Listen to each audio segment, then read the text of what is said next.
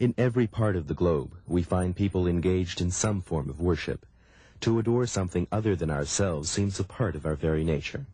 Islam considers this urge to bow before a greater power an essential part of our spirituality. The prayer of a Muslim is meant to develop a deep, personal relationship with God the Creator. This relationship is expected to carry over into all aspects of a Muslim's life. Every area of endeavor, whether done on a personal or collective level, is supposed to reflect the consciousness of God. The uniqueness of this way of life is that it isn't based on a set of dogmas or blind faith. Muslims believe that the proof of God's existence can be found throughout the universe, in human history, and within man himself. In Islam, God, or Allah, is unseen, but the signs of a single supreme being that has no partners are everywhere. Allah is described as the cherisher and sustainer of all that exists. He is most merciful, capable of unlimited compassion and grace. For Muslims, nothing in the universe can be compared to the Almighty. The relationship between the Creator and created in Islam is straightforward. Muslims call upon God directly, at any time, with a firm belief that the All-Knowing is listening and will respond to their prayers. Nowhere is the social and spiritual consciousness of Islam more vividly portrayed than here. This is called a masjid, and is more commonly known to us as a mosque.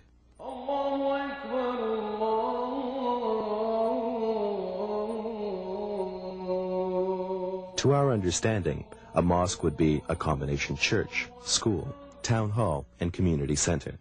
In Islamic history, vast complexes housing universities, hospitals, and libraries were all linked together with the mosque at the center, a holistic approach to worldly and spiritual affairs. This approach is now being emulated in many mosques throughout North America. Over 1 billion people around the world are Muslims. Islam is at the center of a colossal spectrum of countries, cultures, arts, and languages. But the images most of us see about Islam rarely give us the opportunity to appreciate the many civilizations that fall within its domain.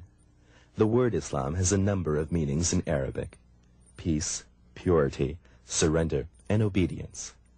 Muslims describe Islam as accepting the supremacy of God's will above our own. A Muslim is anyone who freely makes this conscious commitment to God. 2 facts about Islam affect us all. It's by far the world's fastest growing religion, and contributions of Muslims throughout history have had a profound impact on the way we live today. Dr. Abdullah Hakim is a respected scholar of Islam in Canada. People tend to think that most Muslims are Arabs, but actually the Arabs only make up 15% of the Muslim world. The largest Muslim country is Indonesia. And actually there are more Muslims in Indonesia than the entire Arab world. When basketball superstar Hakeem Olajuwon wanted to learn more about Islam, he looked past the stereotypes and studied its true teachings. What he found was a new outlook on life, and the edge he needed to become one of the game's great players. At the heart of Islam is the Quran, which is regarded by Muslims as the last testament, God's final divine revelation to humankind. Every word of the Quran is believed to have been chosen by God and then revealed to the Prophet Muhammad over 1400 years ago. Muslims believe the Quran has remained in its original form, unchanged since the time of its revelation. The Quran regards reason and intelligence as important gifts of God and challenges human beings to use these gifts. Do they not contemplate on the Quran? If it had come from some other source than God, they would have found a great deal of contradiction in it. These are the first verses that were revealed of the Quran. Read, in the name of your Lord who created man from something which clings. Read, and your Lord is most gracious. It is he who taught by the pen, taught man that which he did not know. Well, this verse is a very significant one in that it actually goes into the depths of human life. It speaks about a fertilized egg, a zygote, which clings from the inside of the uterus. Now how, 1400 years ago, could a person have known about what goes on inside of the human body? But this is only one of the miracles that we find in the Quran. The whole natural world in the Quran is called a revelation. Literally, it's a revelation. So scientific pursuit is actually unveiling the meanings of a revelation from God to humankind. Hamza Yusuf is an American-born teacher and student of Islam.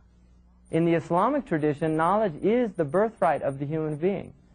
That every human being is endowed with not only the desire, but the right to seek knowledge. Pre-Islamically, women, of course, were considered to be subhuman, and not only in pagan pre-Islamic Arabia, but also in prior revelations, women were given a much lesser role than a man. But as we know, God has created man and woman equal. We are equal in the eyes of God in faith and knowledge, and that has been told to us in the Quran by Allah. Nancy Ali was once a Roman Catholic nun. After coming to Islam, she's played an active role in sharing its teachings with others. So women still have that freedom to go to the hilts with whatever she wants to pursue in the field of education, as long as it's, of course, a field with dignity, and share her knowledge with the rest of the world, just side by side with a Muslim male. What I do as trained teachers is have them rethink their whole notion of what European history is, and rethink their whole notion of what this European Renaissance was about. That rational thought, whatever the mind can think of intellectually, scientifically, was never seen to be the enemy of Islam. Audrey Shabazz is the executive director of AWARE, Arab World and Islamic Resources. We now are learning that Latin Christians in the rest of Europe also sent their sons, we don't have any evidence that they sent their daughters, to the great universities in Cordoba, knowing that the first thing that these youngsters would have to do would be to become fluent in Arabic, sort of to take the equivalent of ESL classes, so that then they could take the whole range of academic things that were offered to them in every field. And there were no universities in the rest of Europe at the time. The great contributions made in areas such as medicine, optics, science, algebra, geometry, there's so much of that, a good deal of which is still forgotten. And even when it's remembered, the tendency is to simply speak of it very briefly and very quickly. Dr. John Esposito is Professor of Religion and International Affairs at Georgetown University and the author of many books on Islam. He's also the director of the Center for Muslim-Christian Understanding.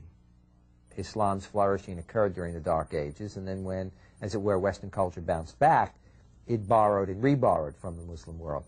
On the other hand, there's almost a need to forget about that. You know, one doesn't like to feel that one's culture is totally dependent upon the other. And then given the historical confrontations at different times between the Muslim world and the West, there is even less cause to want to see what one borrowed as opposed to seeing the otherness, you know, the tendency to almost want to demonize the other. Today, Muslims all over North America are building Islamic schools like this one inside a mosque near Toronto. Here, Islam is not presented as a faith, but as a way of life. Rubina Khwaja teaches a grade 1 and 2 class at this full-time Islamic school. Islam does not teach you to secularize the religion and anything else apart from religion. So they're trained from the very young age over here to see Islam as something that is normal for them, something that will be normal when they grow up and have their careers or their jobs or mothers and fathers, whatever they'd be.